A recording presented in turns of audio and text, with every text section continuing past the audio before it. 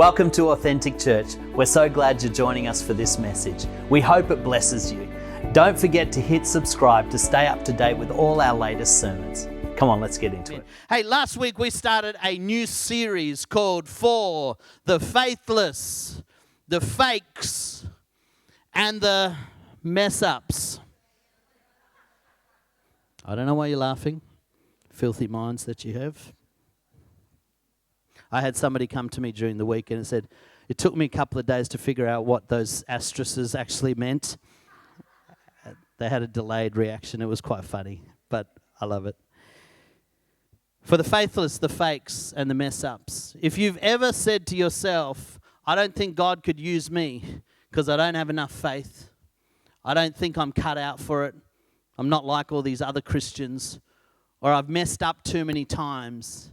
Then I want you to know that you are exactly the person that God chooses to use. You've got to know that God is not waiting for you to be good enough. God is not waiting for you to have it all together. He's not waiting for you to figure it all out. What He's waiting for you to do is to trust Him enough to take a step towards Him and let Him do the amazing work in your life. Last week we talked about having faith even when we doubt. Having faith is really just trusting that God is faithful. If you trust God is faithful, He does the work with your unbelief and your doubt. And this week I want to talk about a character who some of you might know very well, who I'm calling a fake. He's a character that really didn't think he was cut out for what God was calling him to. Have you ever felt like that? Have you ever felt like God's called you to something, but you just don't think that you've got what it takes? You don't think that you'd measure up. You don't think you've got the skills or the experience or the talent or the pedigree. The Bible is full of people who were called by God before they were ready. Before they thought they were ready, before everybody else thought they were ready, and yet God did something incredible in their life. We're going to read a passage from the book of Judges, chapter 6, verses 11 to 16. It's a bit of a long passage, but it should come up on the screen. And I want you to read with me. Judges chapter 6, verse 11 to 16. The angel of the Lord came and sat down under the oak at Ophrah that belonged to Joash the Abiezrite. Not Oprah, Ophrah, okay? Where his son Gideon was threshing wheat in the winepress to keep it from the Midianites. Now, I don't know when the last time you were threshing wheat. But I know when I thresh wheat, I don't go and do it in the wine press because everybody knows that when you thresh wheat, you have to be out in the open air so the wind can catch the husks of the wheat seeds that you're trying to denature, and the wind blows away the husk. Right? So when you hide in a wine press, which is basically a pit in the ground, and you try and thresh wheat, it doesn't work very well. So here's Gideon. He's hiding in a wine press because he's afraid of the Midianites, who were their enemies, stealing his food. And the angel of the Lord appears to him and says this, "The Lord is with you, mighty warrior." Turn to your neighbor and say, "You are a mighty warrior." The Lord is with you, mighty warrior. Gideon replies, "Pardon me, Lord. But if God is with me, why has all this happened? Where are His wonders that our ancestors told us about when they said, 'Did not the Lord bring us out from Egypt?' But now the Lord has abandoned us and given us into the hand of the Midianites." The Lord turned to him and said, "Go in the strength that you have and save Israel from Midian's hand. Am I not sending you?" "Pardon me, Lord," Gideon replied, "but how can I save Israel? My clan is the weakest in Manasseh, and I'm the least of my family." And the Lord answered, "I will be with you, and you will strike down the Midianites, leaving none alive." You've got to know that when God calls you, He doesn't call you because He thinks you've got the right stuff. He calls you in spite of what you've got. But He says, when I call you, I send you. And if I send you, you'll be victorious. Come on, somebody. If you've ever felt like you weren't good enough, that you didn't measure up, that you didn't have the right stuff, then this message is for you. In the early 1990s, there was a college NFL football player who played for Iowa University. His name was Kurt Warner. Kurt Warner was a quarterback. He had dreams of going to the NFL and becoming a professional football player. He was a good player, but he wasn't a team player. He didn't get along with his coaching staff very well. He was constantly being told that he didn't listen and didn't follow instructions. Sound like anybody you know? Right? He got to the end of his university with hopes and dreams of being drafted for the NFL. In 1994, the drafts went up and Kurt Warner was completely ignored. Not one NFL team selected him. Nobody was interested. Devastated. He kept on calling around, asking friends, asking coaches, can you put in a good word for me? Can you get me a tryout? Can you get me something? I was born to play NFL. And finally, the Green Bay Packers say, all right, you can come to our training camp. Let's see what you've got. He goes along to the Green Bay Packers training camp only to choke when his moment comes. And they say, nah. Not interested. He doesn't even make it past the first day of the training camp before he is rejected for the NFL. He keeps asking around, and all of his friends and all of his contacts in the NFL are saying to him, don't you understand, Kurt? Nobody is interested in you. Doesn't matter how talented you think you are, nobody else thinks you've got it. Discouraged and disappointed, Kurt starts working in the local supermarket, stacking shelves just to pay the bills. He's recently started a relationship with a girl that he loves, and he's trying to do the right thing, and he's trying to work, but he's still in his heart. He's got this dream of the NFL that he can't shake, but everybody tells him, you haven't got it. You are never going to be an NFL player. In 1995, he was approached by a man who owned the Iowa Barnstormers. They were an arena football club. Arena football is like this minor league in America that's not quite the professional ranks. It's kind of like entertainment for Friday night, but they're not, like they're the guys that didn't make the NFL. They're the guys that just weren't good enough. He gets approached by the Barnstormers to play for them. He doesn't want to do that because he's still convinced he's going to be an NFL player. And they say, well, look, while you're waiting, why don't you just come and play for us? He goes to play for the Barnstormers, and he actually becomes their most valuable player. He becomes one of the top 20 arena football players in the league. Through this, while things seem to be working out okay, his personal life is crumbling. To play in arena football, he has to move away from his girlfriend.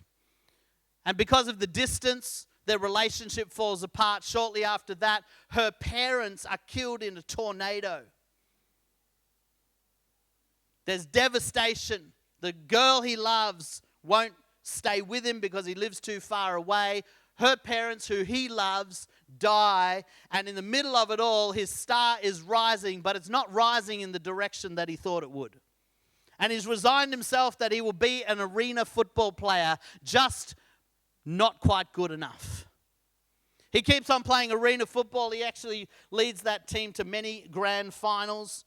And then in 1997, devastated and broken and not knowing his next move, he meets Jesus and he gives his life to Jesus. At the same time, he reconciles with his girlfriend. They get married, and he continues to play arena football, accepting the fact that he'll never be an NFL player. In 1998, the NFL team, the Rams, approach him and they sign him for a future contract to be developed. By this time, he's an old guy for a football player. He's in his late 20s. Most football players get signed in the NFL by 21. If you're not signed by 21, you've aged out. He's now 27. Nobody really thinks he's going to do much. The Rams don't even think he's going to do much. In fact, they sign him and then send him to Europe to another minor league just to let him play in that minor league because they say, we're not putting you on the field with the professionals. We're going to see how you play over in Europe. He goes to Europe. He helps that team win. They bring him back, and he becomes the third string quarterback for the Rams in 1998. The third string is like the reserve for the reserve. That's how good he is, or that's how good everyone thinks he is. You're not good enough to be in the starting lineup. You can be the reserve for the reserve. Through a course of fate, the star quarterback has an injury, and the second quarterback has just been traded to another team, and Kurt gets called up to the major leagues. He is now 28 years old, well past his use-by date for quarterbacks. In 1998, he leads the Rams to their first Super Bowl victory. He becomes their most valuable player, goes on to lead them to 2 more Super Bowls in his career. He becomes inducted into the Hall of Fame in 2017 for professional football players. He's the only football player that was ever inducted into both the Arena League and the Professional League Hall of Fame. He's known as one of the greatest quarterbacks in the game in the modern era. But he started out as a failure. He started out as a fake. He started out as somebody who nobody believed in. I don't know if you've ever felt like that. Like you've got a dream in your heart, but you don't know if you've got what it takes. Or maybe other people have said, I don't believe in you. I don't think you can do it. You've got to know that when God wants to use you, he's going to use you in spite of what everybody else thinks. God comes to Gideon, threshing wheat in a winepress. He's a scaredy cat. He's hiding. And God greets him with this fantastic greeting and says, mighty warrior. Mighty warrior. The first thing, if you're taking notes, you've got to understand is that God looks at your potential, not at your perception. God looks at your potential, not your perception. If God wants to call you, he's not looking at where you are. He's looking at where he can take you. Come on, somebody. God finds Gideon hiding in a wine press because he's scared of the enemies of Israel. And God says, mighty warrior, I am calling you. Gideon's response is very typical of most people. He says, who? Me? You must have the wrong guy. You're calling me a mighty warrior. Don't you know who I am? I'm from the least family. And I'm the least of my family in the whole of Israel. I'm the lowest of the low. I'm worse than a third string quarterback. I'm like the reserve of the reserve of the reserve. And yet God says to Gideon, mighty warrior, I'm calling you. When God calls you, he doesn't look at outward appearances. He doesn't look at your resume. He doesn't look at your experience card. What he looks at is what could I do with this person if they were willing to let me take control. Hello. There's a great story of the King David of Israel when he's first anointed. God directs Samuel to go to the house of Jesse. Jesse has several sons. He says, bring your sons out. God's going to anoint the new king. So, of course, Jesse brings all his strapping young sons out. They're all strong and, good looking. And Samuel goes through all of them and says, nah, none of these have been chosen by God. And he said, there must be another one. And Jesse's like, no, I brought you all my sons out, all the ones that could be king. And he goes, no, you're holding out on me. There's somebody else. And he said, oh, well, there's David. I mean, he's our youngest, but he looks after the sheep. He's a bit of a creative guy, he writes songs, sits out in the paddock. He's not a king. Well, Samuel says, go and get him. Go and get him, and we will not sit down until he arrives. I don't know how long it took for David to arrive, but I can imagine his brothers were getting hungry and annoyed that he was getting all this attention. And God says something really interesting to Samuel, because Samuel's even questioning God. He's saying, God, are you sure? Are you sure this kid is going to be the next king? And God says to Samuel in 1 Samuel 16:7, he says, the Lord does not look at the things that people look at. People look at the outward appearance, but the Lord looks at the heart. You've got to understand that God is not looking at your external qualities. He's not looking at your skill set. He's not looking at your appearance. He is looking at your heart, and he's saying, is this a heart that is willing to trust me? Is this a heart that's willing to step out and have a go? Is this a heart that's willing to say, God, be my Lord and show me the next step? Come on, somebody. You've got to know that God's not looking at your resume. He's not looking at your appearance. He's not looking at your external abilities. He's asking you, are you willing to trust me? God is looking at your potential, not your perception. You know, when I went to Bible college, when I was in my early 20s, something I noticed very early on was there was a group of kids, or there was a group of students there that belonged to existing pastoral families. They were pastors' kids. And they were well-known pastors' kids, all right? Everybody knew their parents. So they had this sort of, almost this celebrity status. Oh, your dad's the pastor of this church. And, oh, your dad, oh, wow. Oh, yeah, I know your dad. Yeah, okay. And so they had this celebrity status because of their parents.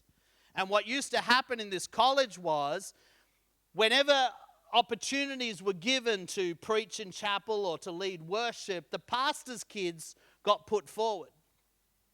They were the ones that knew the college administration, because the college administration were friends with their parents. And so they would get pushed forward as the most likely to succeed. Does anybody know what I'm saying? All right? My parents were nobodies. They were missionaries in India and PNG. Nobody knew who they were. And by extension, they definitely did not know who I was.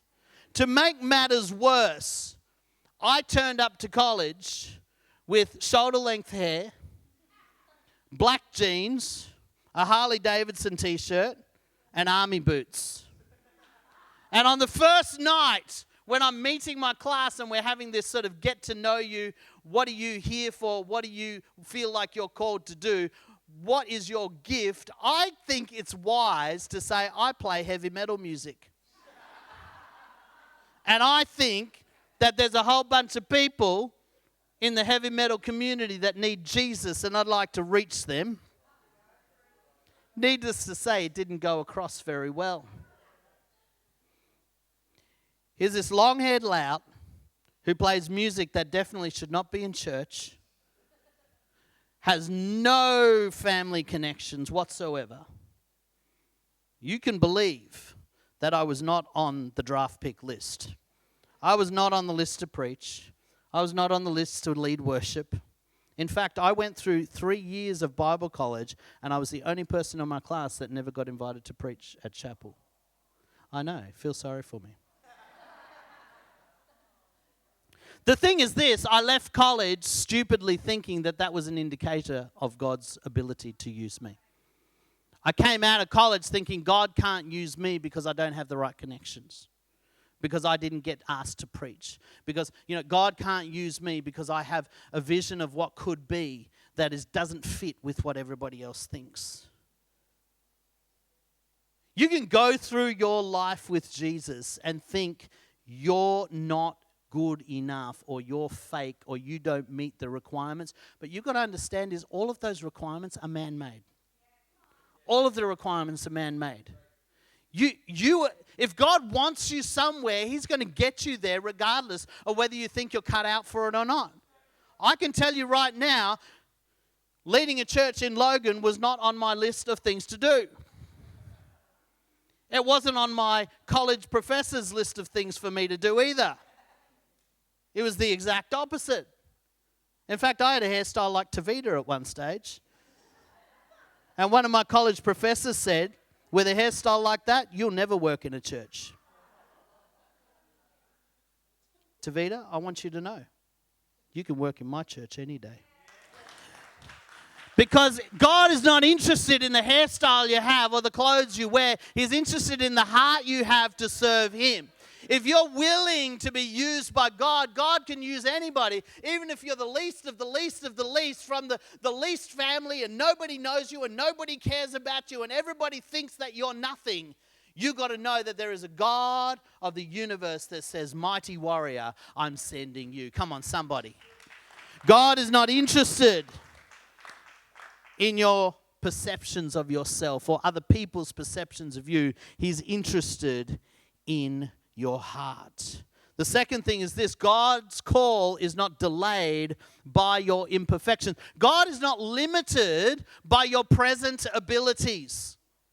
A lot of the time we say, and I've had this conversation many times with people that say, I feel like God's calling me in to serve Him. God's calling me to be in ministry. God's calling me to do this for Him. But I've got to wait till I get stuff sorted out. I don't know the Bible so well, or I don't have enough skill and experience preaching, or I don't have enough money in the bank, or you got to understand, God is not limited by your present situation. He's not delayed. If He wants to use you, He's going to use you.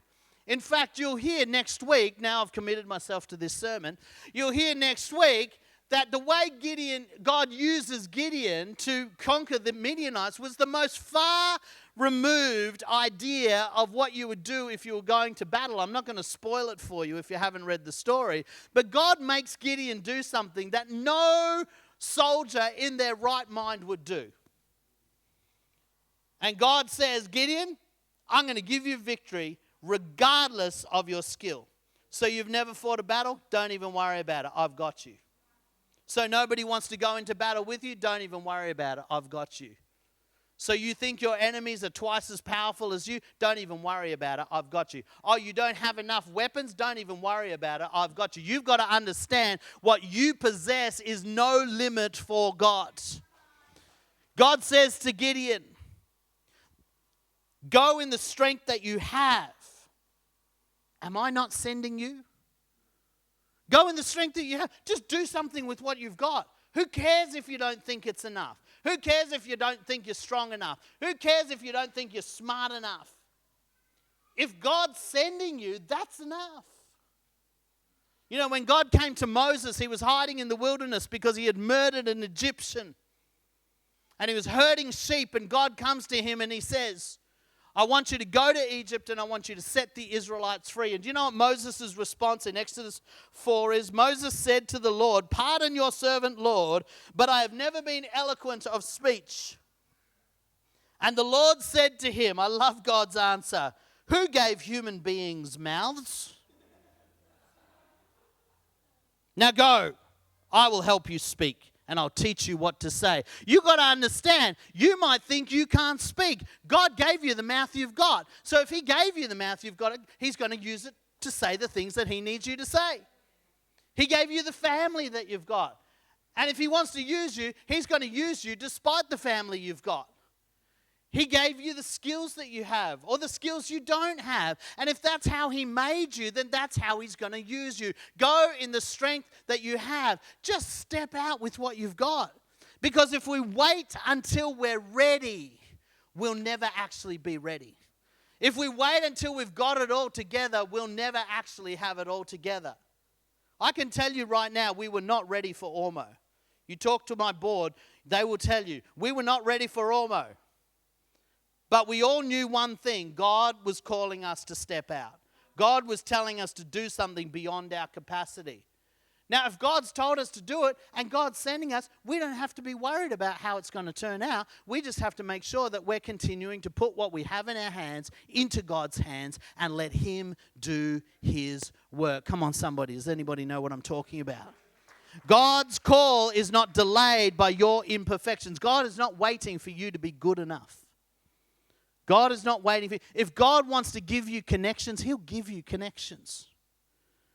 One of the things, and I'm just going to get a little bit personal now, right? I still have a little bit of a hang-up about my experience in Bible college. And one of the things that I thought when my son decided he wanted to go into ministry was I thought, I'm going to hold my son back because I don't have the connections that he needs to be all that he has been called to do. And I said many times to Kai, if you need to leave this church to go to somewhere bigger that will give you opportunities that we can't give, I don't want to hold you back. And I really felt God challenged me one day as I was praying about this. I said, God, I don't want to hold my son back just because we don't have connections. Okay, we don't move in those circles. And God said to me, if I want to use Kai, I'll use Kai. And it's got nothing to do with you. It's not about you. You know, in the last year, God has opened so many doors for Kai that are all completely beyond anything Melanie and I could do. You know, I've lived my whole life being called Sanjay's brother. Now I'm getting called Kai's dad. All right? So my son has more connections than I do. The thing is if God's going to use you, He'll make the connections for you. He doesn't worry about what family you're from. He doesn't worry about your skill set. He doesn't worry if you've studied long enough or hard enough. He just wants to know, do you have a willing heart? Are you willing to use what God has given you for His glory? And the third part is this. Kai, you can come up. Your past does not dictate your purpose. I don't know about you, but I've got a past. I've made some dumb decisions in my life. But you've got to understand, God is in the business of using people who have a past. God is in the business of redeeming the past for His glory. God is in the business of taking those who are most discounted by their choices and their past and putting them on a path of glory for His sake, not their own.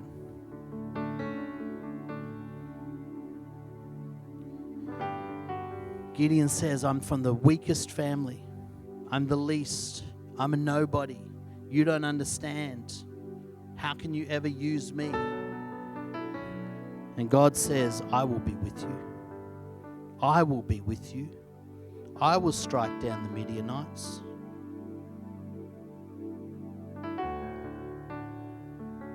When God called Saul, he was on a mission to kill Christians. He was a zealot, hated Christians, thought they needed to be wiped out. And Jesus encounters him on his way to wipe out some Christians and says, Saul, time for you to change direction. I know what you've been doing, but I've got a job for you to do. Saul became Paul, the Apostle Paul, who wrote 2/3 of the New Testament, who planted over 20 churches in his ministry time. A murderer and a terrorist who devoted his life to wiping out the Christian church became the most influential minister in the Christian church in history. We are all still the recipients of Paul's ministry. And what does Paul say in Philippians? I haven't reached it all. I haven't done it all. There's still more for me to do. I just keep putting one foot in front of the other. I keep pressing forward to what God's called me to do. God's not going to give you the whole plan. He's going to give you the next step. The question is, are you going to discount your next step just because it doesn't look like what you planned? Are you going to discount yourself just because you think you haven't got the ability? Moses was abandoned as a baby into a river of crocodiles. And God rescued him for a purpose, raised him in Pharaoh's court. And even after he murdered somebody and he took actions into his own hands, God found him out in the desert hiding and said, it's time for you to do what I called you to do originally. You got to know that even if you mess up God's plan, He can still reroute you. It might not look the same as what it was intended to look, but He can reroute you. It doesn't matter if you've messed up. He knows how to get you there. I mean, if we really believe that we could mess up God's plans, how powerful do we think God actually is? I mean, think about that for a moment. How many times do we say, oh, I've screwed up, God could never use me? Well, clearly you're more powerful than God. Well, clearly you know something God doesn't. I mean, because He took a teenage boy who was up himself and thought he was better than all his brothers. His brothers hated him so much they sold him as a slave. And this teenage boy who hadn't really done anything wrong other than antagonize his brothers ends up working for an official in Egypt. Official's wife falsely accuses him of rape. He gets thrown in jail. In that jail, God teaches him how to be a leader. After 17 years, you think you've been forgotten? 17 years Joseph was a prisoner of Egypt, a slave. And God calls him out of the prison and makes him the second most powerful person in the nation. You think you've got a past that God can't use you? I'm sorry, you're not talking about the same God I'm talking about. If you really think that you're beyond God's ability,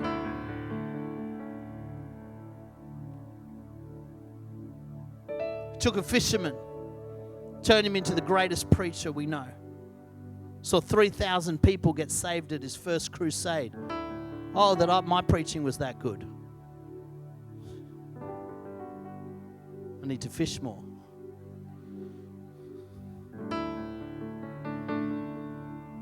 Took a tax collector, a thug, a standover man, and turned him into an author who wrote the Gospels of Jesus Christ for the Jews, Matthew. Took a pimply-faced kid who used to hang around the disciples and just annoy them. Mark wrote another gospel that taught us about Jesus. You think God can't use you? You think you messed up too much? Took a king who just went off the rails big time. Seduced a woman who wasn't his wife. Got her pregnant. And then to cover it up, got her husband killed. And yet the Bible calls him a man after God's own heart. King David.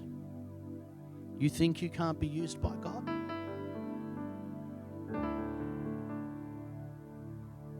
It's not whether God can use us, it's whether we actually believe that He wants to use us. I think there's a whole bunch of people that go through their life saying, I wish God could use me, but I don't think He would want to. Because I've seen the people that God used, they're so impressive. They stand up on stages and they talk and they know the Bible and I didn't always know the Bible like this. It took time. I actually wasn't that good at communicating. It took time. But you don't start at your end point. You start at your beginning point. You start with no ability and God teaches you along the way. What He wants is for you to say, okay, God, I'm willing to be used. Pick me. Pick me. He took an idol worshipper who lived in the Ur of the Chaldeans and turned him into the father of many nations, Abraham.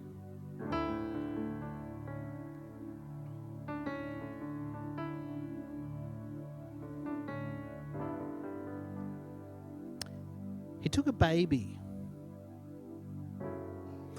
who was born under very dubious circumstances.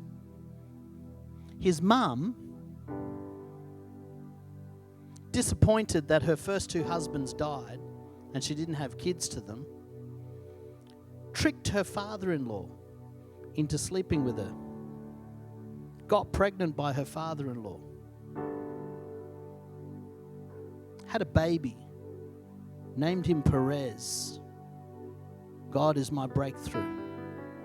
That baby is in the lineage of Jesus. If you read the lineage of Jesus. Took a prostitute who saved two spies. I mean, what were the spies doing with the prostitute? I don't know, but not having cups of coffee. But yet took her and used her to rescue Israel and to make a way forward. She is in the lineage of Jesus. You've got to know, God uses people from all sorts of backgrounds, from all sorts of choices. He uses people that just say, hey, God, give me a shot. He took Caleb in his 80s. Caleb comes to Joshua and says, give me the high country. And Joshua says, if you can take it, it's yours. So Caleb gets an army together and he conquers the occupants of the high country, and he takes over the high country, and it becomes his at 80. God was using him. You're not too old for God to use you. Can I just say that for a minute?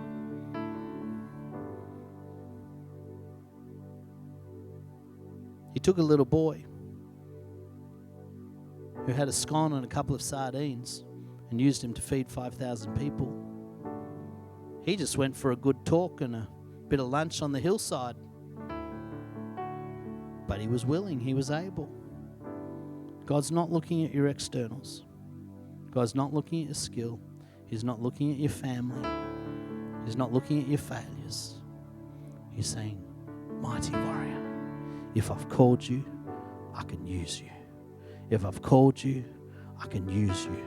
Young people, if he's called you, he can use you. All he wants is a willing heart. Thanks so much for joining us. We hope you were blessed by this sermon. If you got something out of it, don't forget to give us a thumbs up or share it with a friend, and make sure you hit subscribe to stay up to date with all our latest messages. To give to the work of Authentic Church or to learn more about getting connected, you can follow the links in our description. See you next time.